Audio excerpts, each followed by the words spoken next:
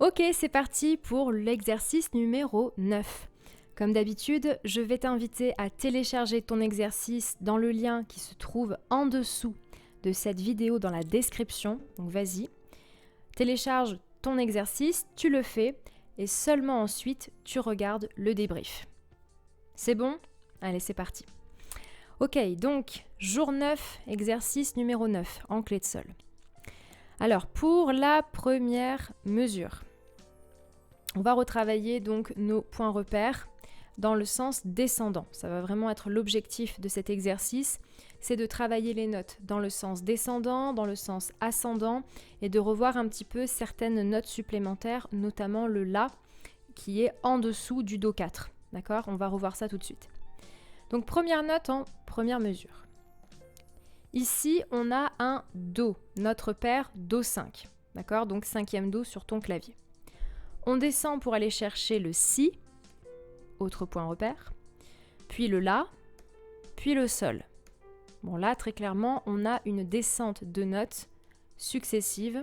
Donc si tu connais les notes dans le sens descendant, Do, Si, La, Sol, Fa, Mi, Ré, Do, c'est nickel. Ensuite, on a le Ré, le Fa, le Mi et le Do. Là, très important de connaître les notes par tierces. Ré, Fa, La, Do pour faire Ré, Fa. Et ensuite, Mi, Do, pour pouvoir faire la descente. Je passe à la mesure 3. Je commence avec un Si. Donc la note qui est juste avant le Do 4. Do de ton milieu. Ok? Do du milieu sur ton piano. On commence avec un Si. Je monte avec un Sol. Je redescends avec un Do 4.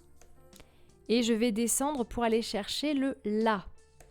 Donc là encore une fois, si tu te souviens de la lecture par tierces dans le sens descendant, Do, La, Fa, Ré, Si, Sol, Mi, Do. Ça sera plus facile pour toi, ok? Attention, la majorité des gens me confondent souvent le La avec le Do parce qu'on a des traits verticaux. Sauf que, encore une fois, quand on a un Do, on a une tête de note, donc un rond. On a un trait qui sépare la tête de note en deux. Pour le La, ce n'est pas le cas. Enfin, si c'est le cas en bas, mais tu as un trait au-dessus, qui justement est le trait qu'on utilise pour le Do. Donc fais vraiment attention à ça parce que souvent je vois des erreurs par rapport à ça. On remonte avec le Do, on va aller chercher le Fa, le Sol, puis le Mi. Ok, jusque-là tout va bien. Je continue avec la cinquième mesure, donc on commence cette fois-ci avec un Si, qui scie la portée en deux. On descend avec un Sol, puis un Fa, puis un Ré, un La de nouveau. Je remonte avec le Si. Donc là, pense bien, je descends, hop, je reswitch mon ordre des notes. Donc par exemple, si tu avais fait Do, Si, La, Sol, Fa, Mi, Ré, Do, hop, je redémarre dans l'autre sens. Do, Ré, Mi, Fa, Sol, La, Si. Ce qui est une petite gymnastique qui n'est pas évidente, mais ça va venir. Et ensuite, je remonte pour aller chercher le Fa. Voilà. Je terminerai tout simplement l'exercice avec les notes de la 7e et 8e mesure. Je commence avec notre bon vieux Sol, qui se trouve sur la ligne du Sol. Je monte pour aller chercher le Si, 3e ligne qui scie la portée en deux. Là, je vais descendre pour aller chercher le Mi sur la première ligne de la portée. Je vais encore descendre pour aller chercher le Do, 4, Do de la serrure, Do du milieu. Donc là, j'ai une suite de notes qui descend.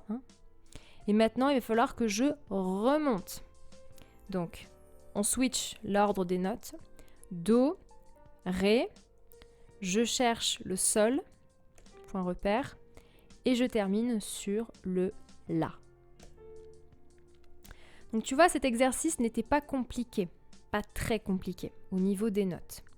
Ce qui est très difficile ici, mais ça aurait pu être le cas dans d'autres partitions, c'est qu'encore une fois, même si vous connaissez la position des notes, que vous avez bien intégré les points repères, c'est super. Mais quand vous vous retrouvez avec des notes qui sont dispersées, dispatchées, et que vous avez des notes qui montent, puis des notes qui descendent, puis des notes qui montent, puis des notes qui descendent, ça fait des vagues. Et ce n'est pas très évident de les lire rapidement parce qu'il faut justement avoir ces réflexes de mémoriser les notes dans les deux sens.